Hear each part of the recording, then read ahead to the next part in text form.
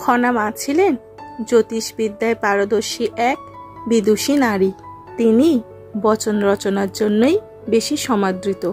মূলত খনার ভবিষ্যৎবাণীগুলিই ছিল তার বচন নামে বহুল পরিচিত।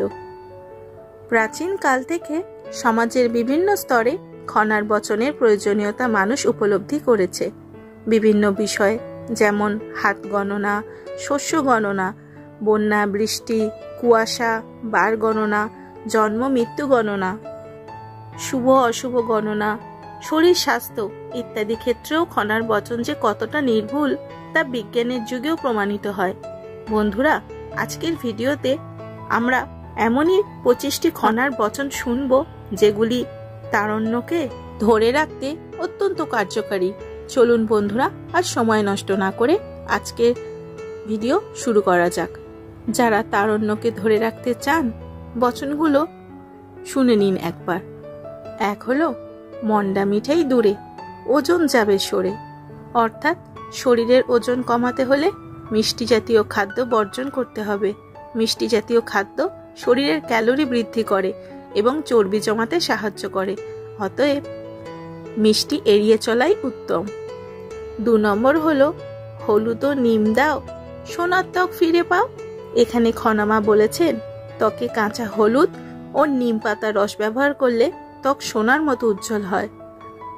4 চামচের 4 ভাগের 1 ভাগ কাঁচা হলুদ পেস্ট, আধা চামচ লেবুর রস এবং 1 চামচ নিম পাতার রস মিশিয়ে পেস্ট করতে হবে, আর সেই পেস্ট ত্বকে লাগাতে হবে। তারপর 15 মিনিট অপেক্ষা করে কুসুম কুসুম গরম জলে ত্বক ধুয়ে ফেলতে হবে, তাহলে ত্বক উজ্জ্বল হবে। 3 নম্বর হলো সারায় কাশি তুলসীর রস, জ্বরের ঔষধ শিউলির কষ। এখানে খনামা বলেছেন কাশি নিরাময়ের জন্য তুলসী পাতা অত্যন্ত কার্যকরী এবং জ্বর হলে শিউলি গাছের রস খেলে জ্বর নিরাময় হয়। 4 নম্বর হলো যত জালে ব্যঞ্জন মিষ্ট, তত জালে ভাত নষ্ট। এখানে খনামা বলেছেন বেশি সময় ধরে তরকারি জাল দিলে বা সিদ্ধ করলে তরকারি সুস্বাদু হয়, কিন্তু ভাতে বেশি জাল দিলে সে ভাত খাবার অযোগ্য হয়ে যায়। 5 নম্বর হলো নিত্য নিত্য ফল খাও, বদ্যি বাড়ি নাহি যাও। এখানে খনামা বোঝাতে চেয়েছেন প্রতিদিন ফল খেলে ডাক্তারের কাছে যাওয়ার প্রয়োজন পড়ে না। ফলে বিভিন্ন প্রকার ভিটামিন থাকায় শরীরের রোগ প্রতিরোধ ক্ষমতা বাড়ায় এবং প্রাকৃতিক অ্যান্টিঅক্সিডেন্ট শরীরের ওজন কমাতে সহায়তা করে। 6 নম্বর যেটা বলেছেন সেটা হলো পান্তা ভাত খাও, রক্তচাপ কমাও। অর্থাৎ পান্তা ভাত খেলে রক্তচাপের ঝুঁকি কমে।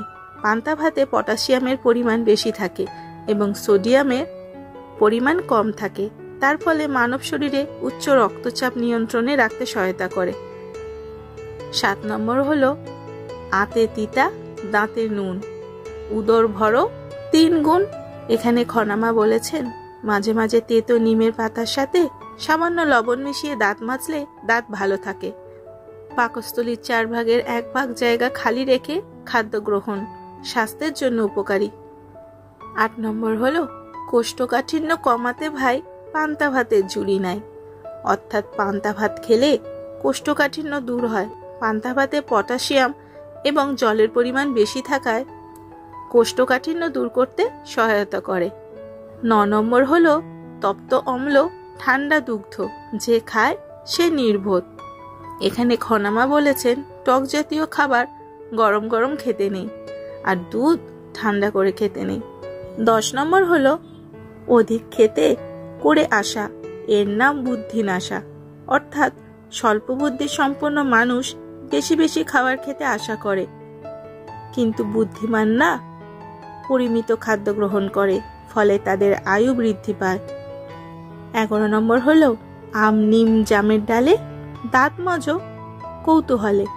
অর্থাৎ আম নিম এবং জাম গাছের ডাল দিয়ে দাঁত মাজলে দাঁত রোগহীন এবং মজবুত থাকে। 12 নম্বর যেটা বলেছেন সেটা হলো খেতে বসলে কিসের দায়, পাকনা ধান জলে যায়। অর্থাৎ জমির পাকা ধান যদি জলে ভেসে যায় তবুও খাবার গ্রহণের সময় ব্যস্ত হওয়া উচিত নয়। নিশ্চিন্ত মনে খাদ্য গ্রহণ স্বাস্থ্যের জন্য উপকারী।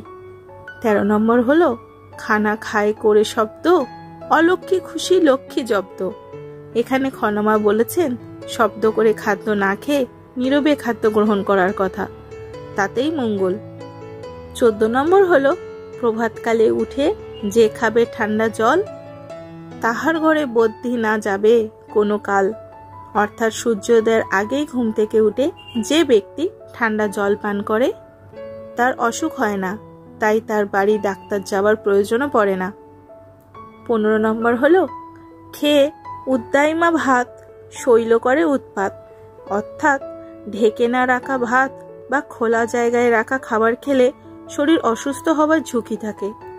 16 নম্বর হলো পান্তা ভাত খেলে রক্ত অল্পতা যাবে চলে। অর্থাৎ পান্তা ভাতে প্রচুর পরিমাণে আয়রন থাকায় মানব দেহের রক্ত স্বল্পতা দূর হয়। 17 নম্বর হলো মাংসে মাংস, বৃদ্ধি ঘৃতে বৃদ্ধি বল, দুগ্ধে বীর্য বৃদ্ধি শাকে বৃদ্ধি মল। অর্থাৎ মাংস খেলে শরীরে মাংস বৃদ্ধি পায়, ঘি খেলে বুদ্ধি বাড়ে, দুধ খেলে বীর্য শক্তি বৃদ্ধি পায়, আর শাকসবজি খেলে মল বৃদ্ধি পায় বা পেট পরিষ্কার হয়। 18 নম্বর হলো জ্বর ভিটায় তুলে ঘর, সে আসে তারই জ্বর। এখানে খনমা বোঝাতে চেয়েছেন অপরিচ্ছন্নতা স্যাঁতস্যাঁতে জায়গায় বসত ঘর বানালে সেই ঘরে বসবাসকারীর অসুখ বিসুখ লেগেই থাকে। 19 নম্বর হলো ছায়ায় ওলে চুলকায় মুখ, তাতে কিন্তু নাহি দুঃখ। অর্থাৎ ছায়ায় জন্মানো ওল তরকারি হিসেবে খাওয়ার সময় সামান্য মুখ চুলকালেও তাতে দুঃখ নেই, কারণ ছায়াযুক্ত জায়গায় ওলের ফলন বেশি হয়, তাতে আর্থিকভাবে লাভবান হওয়া যায়, তাই মনে আফসোস থাকে না। 20 নম্বর হলো মানুষ মরে যাতে গাছলা সারে তাতে, পচা সরায় গাছপালা সারে গোদলা দিয়ে মানুষ মারে। অর্থাৎ পচা গোবরের দুর্গন্ধে মানুষের রোগ বালাই হয়, কিন্তু তারই সাহায্যে উদ্ভিদ সকল সতেজ ও সবল হয়ে থাকে। নাম্বার 21 হলো যে না শোনে খনার বচন, তার সংসারে চিরপচন। অর্থাৎ মহিষী নারী খনা কীর্তক প্রদানকৃত বচনগুলোকে যে বা যারা অবহেলা করে তাদের সংসারে অকল্যাণ লেগেই থাকে। নাম্বার 22 এক হাত এক মুঠো কলাপুত, তবে দেখবে কলার গোট। অর্থাৎ কলার গাছ রোপণের সময় 1.5 হাত গর্ত করে রোপণ করলে সেই গাছে প্রচুর পরিমাণ কলা জন্মায়। নাম্বার 23 হলো এক পুরুষে রোপে তাল, অন্য পুরুষে করে পাল, অপর পুরুষে ভুজে তাল। অর্থাৎ তাল গাছের কাঠ ব্যবহারের উপযোগী হতে হলে কমপক্ষে 3 পুরুষ গত হতে হয়। তাল গাছটি যদি পিতা রোপণ করে তাহলে তার পুত্রকে সেই গাছের যত্ন নিয়ে বড় করতে হয়, নাতি নাতনিরা সেই গাছের কাঠ ব্যবহার করতে পারে। 24 নম্বর হলো চোর সেবক চোর গাই, খলপর্ষি দুষ্টু ভাই, দুষ্টা নারী পুত্র জুয়ায়, খনা বলে কর পরিহার। অর্থাৎ নিজের অধীনস্থ লোক যদি কাজে ফাঁকি দেয়, দুধ দোয়ানোর সময় গাভী যদি দুধ তুলে রাখে তাহলে তাদের সম্পর্কে সজাগ দৃষ্টি রাখতে হবে। খল চরিত্রের ভাই বন্ধু প্রতিবেশী, দুষ্টু চরিত্রের নারী ও জুয়ারি পুত্রের সঙ্গ ত্যাগ করতে হবে, তবেই জীবনে সুখ আসবে। তো প্রিয় দর্শক বন্ধুরা, কেমন লাগলো আজকের এই ভিডিও? কমেন্টে আপনার মূল্যবান মতামত অবশ্যই লিখে জানাবেন। ভিডিওটি ভালো লাগলে লাইক, শেয়ার ও সাবস্ক্রাইব করতে ভুলবেন না। ভিডিও দেখার জন্য অসংখ্য ধন্যবাদ।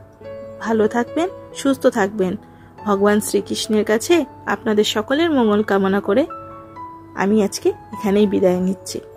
জয় শ্রীকৃষ্ণ, রাধে রাধে।